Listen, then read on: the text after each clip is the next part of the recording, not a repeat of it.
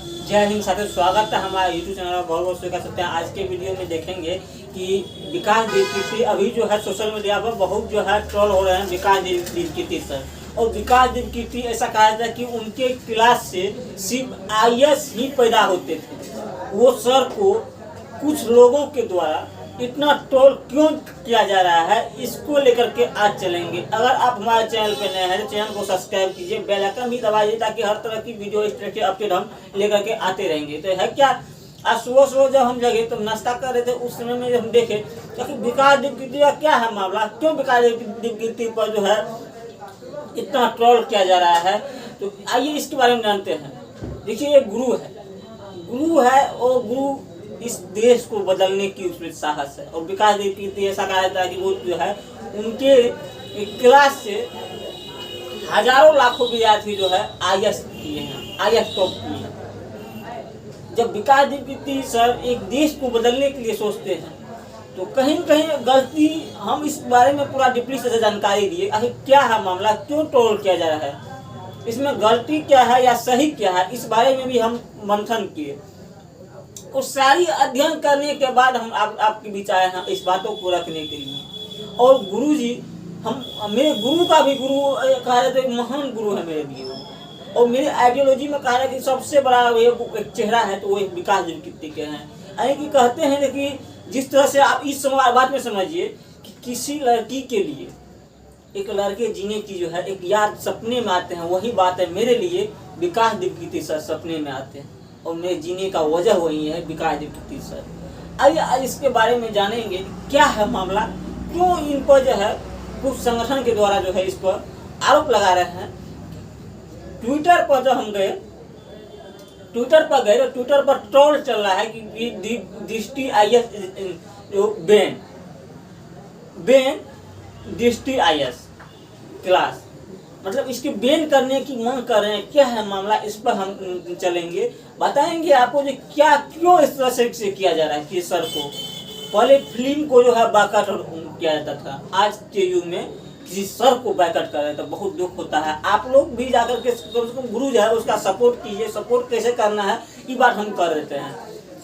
Support आपको इस तरह से करना है कि ट्विटर पर जाना है, I support Vikas Dikshit IAS sir लिखिएगा, और उस पर जो है हैशटैग लगा करके जो है आप लोग कम से कम एक ट्वीट विकास दीक्षित सर के सपोर्ट में कीजिए। और एक ट्रेंड चलेगा, इससे मजा आएगा कि हाँ सर के साथ में भी बहुत सारे लोग हैं। क्योंकि है क्या, मीडिया जब इंटरनेशनल मीडिया है वो ट्विटर को जांच सकता है किनके समर्थन में कितना ट्वीट किया गिरा है और उनके विपरीत में कितना ट्वीट गया, उसको निकाल के उसके बाद उसके अनुसार ही प्रतिक्रिया देता है। तो आप लोग भी गुरु जी के समर्थन में एक ट्वीट करेंगे, मुझे विश्वास है। अगर मामला क्या है ये बात को भी जानना पड़ेगा। मामला ये है कि विकास दीक्षित सर से कुछ भूल हुई है। मैं मानता हूँ कि वो जो बात विकास दीक्षित सर बोले हैं वो बात गलत है, ये बात मैं मानता हूँ। इतना समर्थन के बावजूद भी मैं मानता हूँ कि विकास दीक्षित सर ने जिस बात पर चर्चा की है वो बात गलत है। लेकिन फिर भी एक सर है, उन्हें माफ कर देनी चाहिए क्योंकि वो देश बदलने के लिए भी सोचते हैं। हालांकि मैं विकास दीक्षित सर के लिए मैं माफी मांगता हूँ समस्त देशवासी से कि आप माफ कर दीजिए। मामला क्या, ये वाली रामायण में प्रभु श्री राम, चर्चा ये है रामायण में प्रभु श्री राम, हालांकि प्रभु श्री राम का जाति पाति से कोई लेना देना नहीं था, क्योंकि हम पूरी रामायण को हमने अध्ययन किया, पूरी रामायण को हमने जाना समझे। प्रभु श्री राम जब सबरी की बैर खाए थे, उनके जूठा बैर, तो कैसे जाति पाति कर सकते थे। विकास दीक्षित सर से यहाँ पर भूल हुए हैं। जो विकास दीक्षित सर का ये मामला था कि जाति पाति के आधार पर, ये कहीं पर ये नहीं है। अगर ऐसा है तो हम तो पूरा पढ़े हैं, ऐसा है ही नहीं। अगर सर ऐसा बोले हैं तो उनके लिए हम माफ़ी मांगते हैं, पूरी देशवासी से हम माफ़ी मांगते हैं, हाथ जोड़ कर बोलते हैं कि आप उन्हें माफ़ कर दीजिए। क्योंकि इस देश को बदलने के लिए ऐसे ऐसे महान टीचर की जरूरत है। हम मिस होते हैं, अब उम्र भी आ गए हैं सर का, यहाँ अब सर का उम्र भी आ गए हैं, अब तो उनका उम्र जाने वाले हैं। लेकिन फिर भी जो है उसके क्लास से आईएएस निकलते हैं। ये तो देश की सौभाग्यशाली टीचर है जिसके क्लास से आईएएस निकलते हैं। तो उसमें है क्या, जब प्रभु श्री राम वहाँ पे जो है सबरी की जूठा बेर खाते हैं, वहाँ पर जाति पाति वो नहीं किए हैं। उनके बाद वहीं प्रभु श्री राम जब वो नाव पार हो रहे थे, वहाँ पर जो है उनसे नेवी जो बोलते हैं, इंग्लिश में हम लोग बोलते हैं नेवी, तो उनसे भी उन्होंने चरण धुलवाए थे और उनके नाव पर बैठे थे। तो प्रभु श्री राम कहीं पर हम देखे थे सारांश में, कहीं पर उन्हें जातिगत आधार पर जो है उन्हें कहीं पर प्रताड़ित किया आधार नहीं है। प्रभु श्री राम देखिए, प्रभु श्री राम को किसी एक जाति से कोई लेना नहीं, वो सब जाति को साथ लेकर चलते थे। ऐसा नहीं था कि वो क्षत्रिय के साथ अपमान करता था, ऐसा नहीं था। उनके लिए सब बड़ा, क्योंकि देखिए है क्या, प्रभु श्री राम खुद ही एक विष्णु अवतार। अब जो विष्णु अवतार रहेंगे, जो पूरा ब्रह्मांड का मालिक है, वो किससे नफरत करेगा। और क्या, जब बात ये आती है, जब प्रभु श्री राम पर बात आती है, तो इस बात पर मैं चर्चा इसलिए करता हूँ कि प्रभु श्री राम जब 14 वर्ष वनवास किए, उसके पीछे क्या कारण था जो हम और आपसे छिपाया जा रहा है।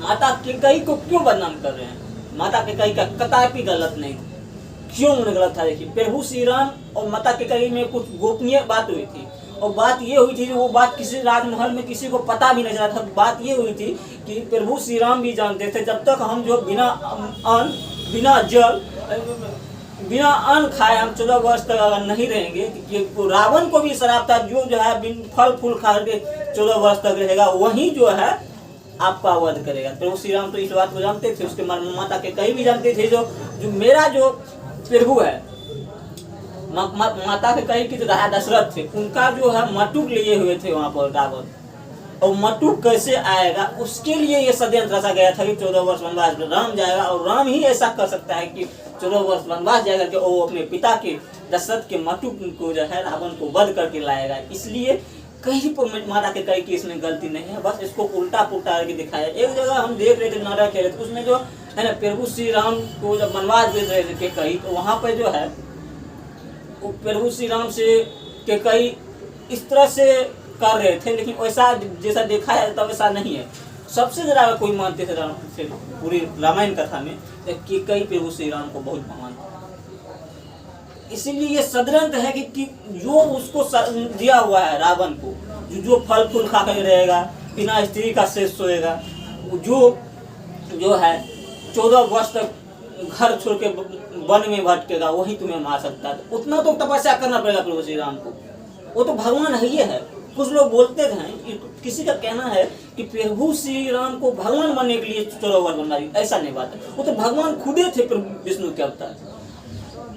उन्हें बस जो तत्व दिया गया था रावण को जो आपका वध करने के लिए इतना चीज करना पड़ेगा, वो उन्होंने पूरा कॉल पूरा किए। उसके बाद फिर वध हुआ। प्रभु श्री राम भी महादेव के बहुत बड़े भक्त थे, और रावण भी महादेव के बहुत बड़े भक्त थे, लेकिन कर्मों का यहाँ फल देखिए। यहाँ प्रभु श्री राम भगवान है, और भगवान समाज में एक मिसाल खड़ा की है, और वही रावण समाज में एक छवि। लेकिन जब एक बात आप यहाँ पर यह भी आती है कि जब हम रावण को आग लगाते हैं, तो वहां से एक संदेश आते हैं, इस भीड़ में आग लगाने वालों जरा ये तो बता, इस भीड़ में राम कौन है। रावण भी जानते थे राम के हाथ से अगर मेरी मृत्यु होती तो मेरे सीधे जो है स्वर्ग लोग जाएंगे। इसीलिए उनका भी इच्छा थी कि मेरी मृत्यु जो है प्रभु के हाथों से हो, ताकि मेरी भी स्वर्ग में जगह मिले। तो वहां से एक संदेश जरूर निकलते हैं, इस भीड़ में आग लगाने वालों जरा ये तो बता, इस भीड़ में राम कौन है। आज कहने का अर्थ ये है कि इस भीड़ में तो हम उनसे रावण से नीचे गिर चुके हैं। आज किसी के महंगी अगर गाड़ी देखते हैं तो उनका चोरी हो जाता है, माँ बहन के साथ दुर्व्यवहार हो जाते हैं। ऐसा नहीं होना चाहिए। जहाँ तक बात, चलिए आप पीछा चलते हैं। विकास देव जी के सर की ओर से हम माफी मांगते हैं समझ देशवासी को, जो उन्हें माफ कर दीजिए। गलती हुई है, गलती किनसे होती है? इंसान से होती है। चलिए आपकी क्या राय है कमेंट में जरूर दीजिए। आज की वीडियो में इतना ही। जय हिंद, जय भारत, वंदे मातरम।